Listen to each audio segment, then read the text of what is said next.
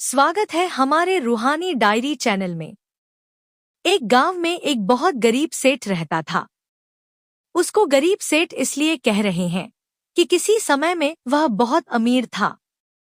जब वह बहुत धनवान था तो उसने बहुत पुण्य के कार्य किए, अनाथालय बनाए, गरीबों को खाना खिलाता था और कई गौशाला भी बनवाई।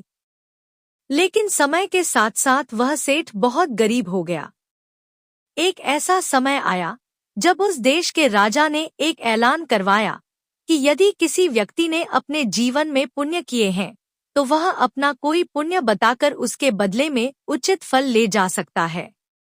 यह बात जब सेठानी ने सुनी तो उसने सेठ जी से कहा, आपने तो अपने जीवन में बहुत पुण्य किए हैं, आप भी राजा के पास जाकर अपने पुण्य बताकर उनके बदले में जो भी फल मिले उसको ले आओ।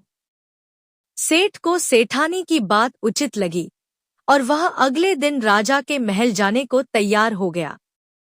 सेठानी ने जाने से पहले सेठ के लिए 4 रोटी बनाकर बांध दी और कहा, रास्ते में जब भूख लगे तो इसको खा लेना।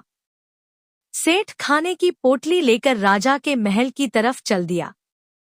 गर्मी का मौसम था, दोपहर भी बहुत हो गई थी। सेठ ने देखा कि सामने एक नदी बह रही है। नदी को देखकर सेठ के मन में ख्याल आया कि सामने पानी भी है और पेड़ की छाया भी है, क्यों ना यहीं बैठकर थोड़ा आराम भी कर लिया जाए और भोजन भी कर लिया जाए। यह सोचकर सेठ ने खाने की पोटली पेड़ के नीचे जमीन पर रख दी और नदी में हाथ मुंह धोने के लिए चला गया। तभी वहां पर एक कुतिया अपने बच्चों के साथ आ गई। सेठ जैसे ही हाथ मुंह धोकर पानी से बाहर आया तो कुतिया उसको देखकर अपनी पूंछ हिलाने लगी, क्योंकि उसे सेठ के पास से रोटी की खुशबू आ रही थी।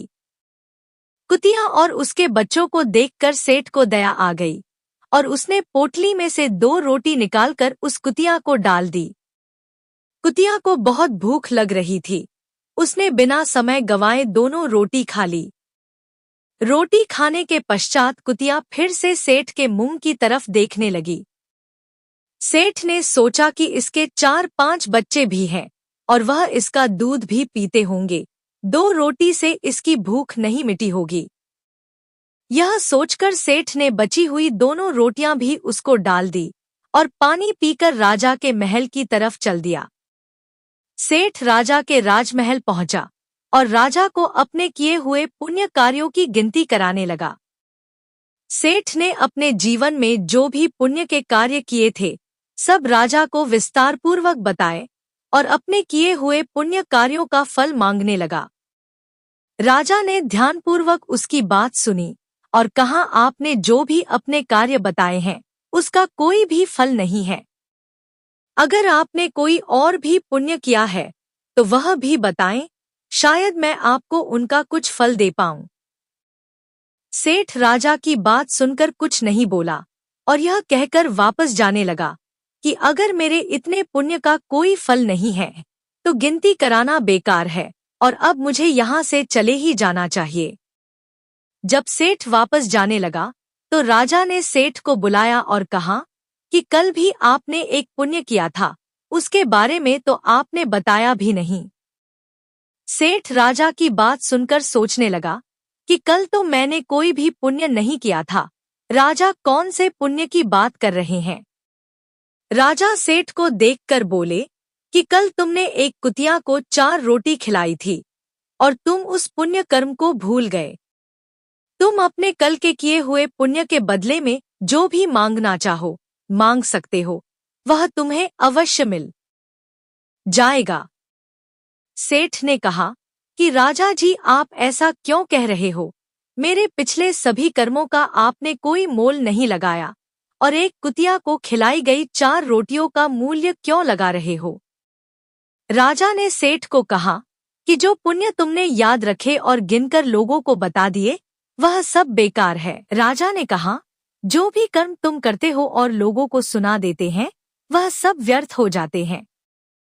कल जो पुण्य तुमने कुतिया को रोटी खिलाकर किया वह सबसे श्रेष्ठ कर्म था, क्योंकि तुम उस पुण्य को करके भूल गए। उस पुण्य के बदले में तुम मेरा पूरा राज्य भी मांग लो तो वह भी बहुत कम है। सबसे बड़ा दान वही है जो एक हाथ से किया जाए तो दूसरे हाथ को भी पता ना चले कि दान किया है। राजा ने सेठ को बहुत सारा धन देकर विदा किया और सेठ सेठानी पहले की तरह अमीर हो गए।